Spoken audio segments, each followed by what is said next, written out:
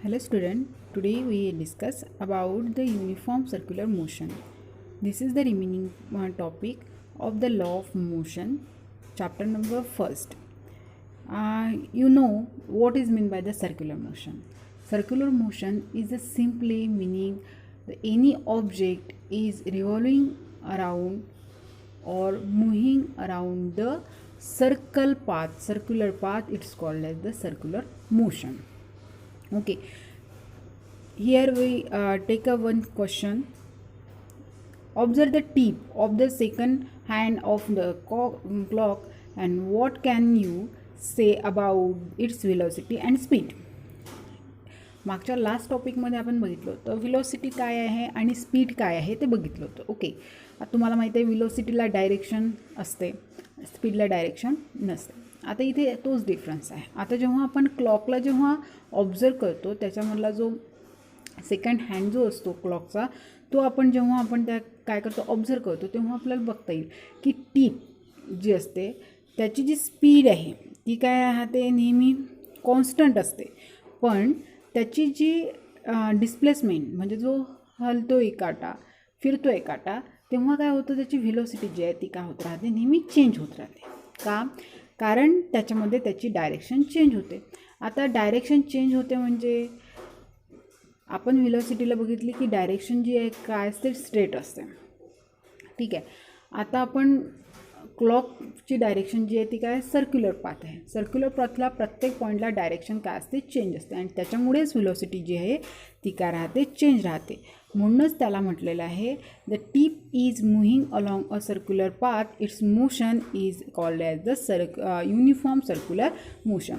आता हे समजण्यासाठी आपण वेगवेगळे एक्झाम्पल जे आहे ते घेऊ शकतो. जसं बायसिकल आहे त्याच्या एव्हरी पॉईंटचे जो हे आहे एव्हरी पॉईंट जो आहे त्याचा डायरेक्शन जी ते काय आहे चेंज होत राहते. किंवा फॅन आहे, फॅनची टीप जे पाते आहेत त्यांची पण काय होत राहते जेव्हा मोशन करतात त्यांची स्पीड जी आहे ती सेम राहते, पण त्यांच्या जी डायरेक्शन आहे ती काय राहते चेंज होत राहते. म्हणजेच व्हेलॉसिटी जी आहे ती काय राहते चेंज होते आणि त्याच्यामुळेच हे जे एक्झाम्पल आहे त्याला युनिफॉर्म सर्क्युलर मोशनचे एक्झाम्पल आपण म्हणू शकतो.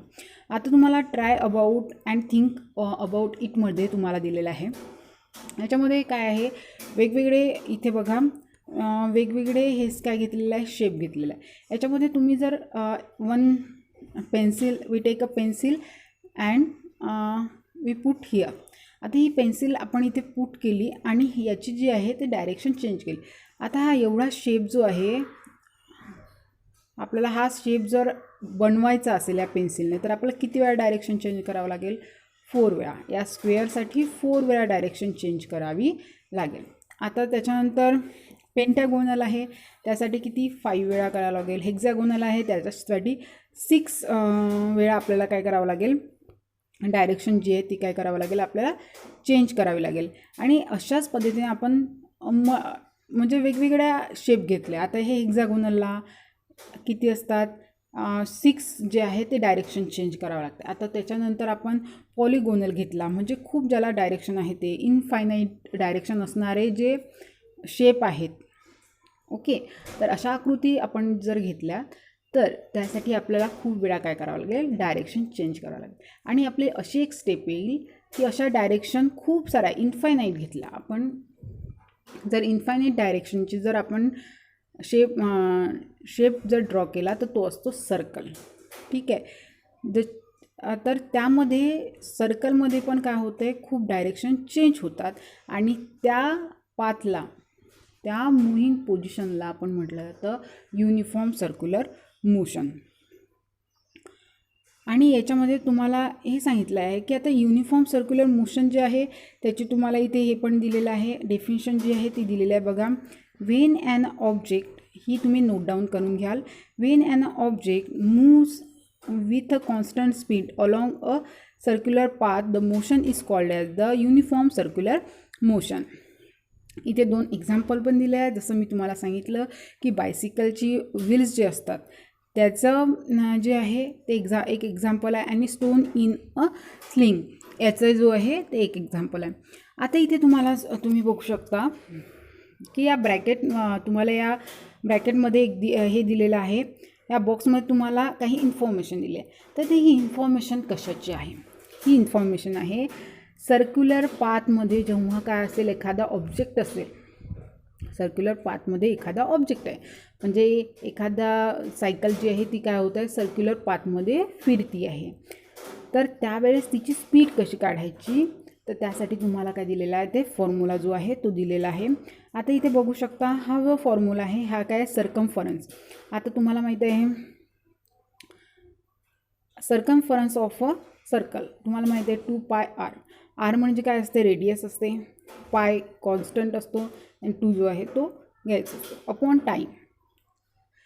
दिस formula we can use the measurement of the speed of circular motion. Uniform circular मोशनची आपण स्पीड जी आहे याने कॅल्क्युलेट करू शकतो.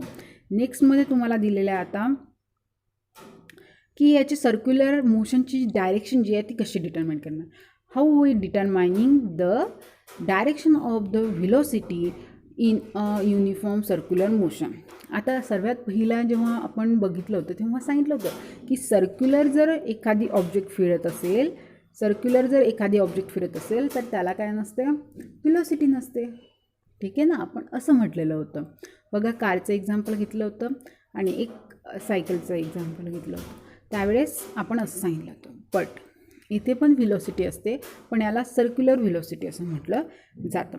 आणि याची जर डायरेक्शन आपल्याला बघायची असेल तर त्यासाठी आपल्याला काय करावं लागेल, एक एक्झाम्पल दिलं आहे इथे बघा.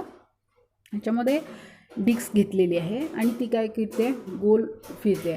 आता वेगवेगळ्या टाईपच्या मायक्रो ओव्हनमध्ये पण डिस्क येतात किंवा आपल्याकडे तबकड्या येतात केकला वगैरे डेकोरेट करायसाठी. अशासारख्या जर डिस्क घेतल्या आणि त्याच्या एजवर, समजा ही आपण एक डिस्क घेतली आहे आणि याच्या एजवर आपण काय ठेवला, 5 रुपीजचा हा जो आहे तो काय ठेवला आहे, कॉईन ठेवलेला आहे.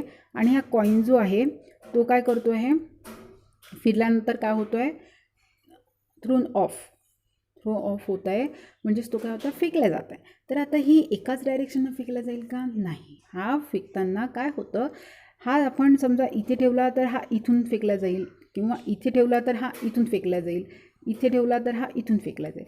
याची डायरेक्शन डिफाईन आहे का, नाही. तर ही डायरेक्शन कशी असते, तर टँजेन्शियल असते. ओके. आणि टँजंट म्हणजे काय, आता इथे जर आपण हे सर्कल आहे, इथे जर याची आपण रेडियस घेतली, ठीक आहे, ही जर रेडियस घेतली आपण, एकदा मी पुन्हा सांगते तुम्हाला. बघा, हे जे आहे सर्कल घेतलं आणि सर्कल घेतला आपण, ही समजा डिस्क, आणि याची जी आहे ही आपण रेडियस घेतली. याची इथे कॉईन ठेवलेला असेल आणि हा जो कॉईन आहे तो काय होईल, असा जाईल, फेकला जाईल. म्हणजेच ही जी डायरेक्शन आहे याला काय, टेंजेन्शियल. आणि टेंजेन्शियल डायरेक्शन म्हणजे काय असते, सर्कलच्या रेडियसला ती काय असते, परपेंडिक्युलर असते. ओके. तर ही जी आहे ही अशी परपेंडिक्युलर जी आहे ती राहू शकते. आता रेडियस जी आहे ती इथची सांगितली आहे मी, इथे घेतली तर पुन्हा ही जी आहे ती अशी राहील. म्हणजे